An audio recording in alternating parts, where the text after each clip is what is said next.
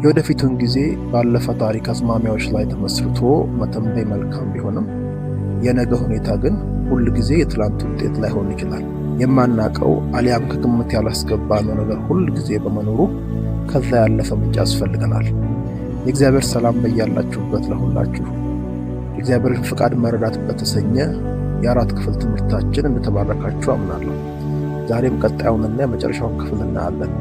እንደ ሁልጊዜው ሙሉን እየሰማችሁ ለሌሎች እያጋራችሁ ሀሳባችሁን በኮሜንት እያሳወቃችሁንና ላይክ እያደረጋችሁ ቤተሰብ እንድትሆኑ አበረታታለሁ። ሰው ውስንና በተለያየ ነገር ፍላጎቱ ሊያዝ እንደሚችል ማወቁ እጅግ ጠቃሚ ነው። ሁል ጊዜ ትላንትን ከማወቅ አንጻር ውስንነት በሕይወታችን ላይ እንደሚኖር መቀበል አለብን።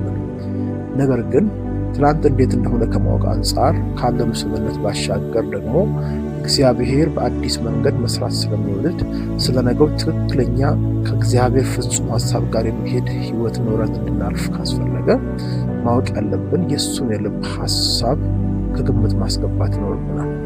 መጽሐፍ ቅዱስ የቀድሞውን ነገር አታስቡ ብሎ ኢሳይያስ 43:18 ላይ ይነግረናል። እርሱ ሁሉን የሚያውቅና ስለኛ መልካም የሚያስብ በመሆኑ እጅግ የሚያዋጣው አካሄድ በእርሱ ፍቃድ ላይ መደገፍ መሆን አለበት። እኛም እንደ ማርታ ኢየሱስ ምን የሚፈልግ ይመስለናል ብለን በራሳችን ግምት ደክመን ብዙ መስዋዕትነት እንከፍል ይሆናል።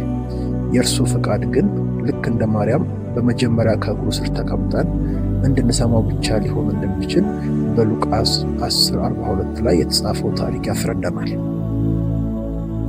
ማክስ ሉካዶ የሚባል እግዚአብሔር ቃል አስተማሪ እንደሚለው እምነት እግዚአብሔር እኛ የምንፈልገውን ያደርጋል ብሎ ማመን አይደለም፣ እግዚአብሔር ትክክል የሆነውን ነገር ያደርጋል ብሎ ማመን ነው እንጂ ይላል። አንዳንድ ጊዜ በአእምሮ ስናስብ ትናንት እንደነበረ ነገ ይሆናል ማለት አሊያም ደግሞ ለከሌ እንደሆነ ለከሌም ደግሞ ይሆናል ብለን እንደመደም እንችላለን። ሆኖም ግን ነገሩ እንደዛ ላይሆን ይችላል። በሐዋርያት ዘመን የነበረ አዲስ አማኝ ወደ ቤተ ክርስቲያን መሄድ እንዳለበት ሁላችንም ብንስማማም ጳውሎስ ግን በመንፈስ ምሪት ወደ አረብ ምድረ በዳ እንደሄደ በገላትያ 1:17 ላይ ተጽፎ እናገኘዋለን።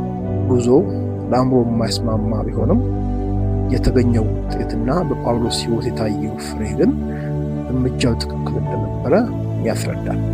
በሌላ በኩል ሙሴ ኢትዮጵያዊቷን ሴት በማግባቱ ሕግን የጣሰ ቢመስልም እርሱ ግን አሕዛብ ከክርስቶስ ጋር የሚጣበቁበትን መለኮታዊ ምስል ወይ ደግሞ ድራማታይዜሽን በተግባር እያሳየ ነበር የነበረው። ኤ.ደብሊው ቶዘር እንዳለው የእግዚአብሔር ፍቃድ የካርታ መንገድ ሳይሆን ከእርሱ ጋር ያለን ግንኙነት ነው ይላል። እንዲህ በመሆኑ ትክክል የሆነውን በእርግጠኝነት ለማወቅ በቃሉና በመንፈሱ በእርሱ ላይ መታመን አማራጭ የሌለው ምርጫ ነው። የእሱ ፍቃድ ፍጹም ነው። እርሱ የፈለገውን ነገር በፈለገው ጊዜ እንድናደርግ ምርጡን ሕይወት ኖረን እንድናልፍና የሰው ልጆችን በሚገባ እንድናገለግል የሚያደርገን ይህ የእግዚአብሔር ፍቃድ ነው። ይሁን እንጂ የእግዚአብሔርን ፍቃድ ማወቅ ብቻውን በቂ አይደለም። አብሮት መታየት የሚገባው በርካታ ነገር አለ። ነገሩን ሙሉ ለማድረግ የተለያየ የሕይወት ዘርፍ በማየት ጥናታችንን በቀጣይ ሳምንታት እንቀጥላለን።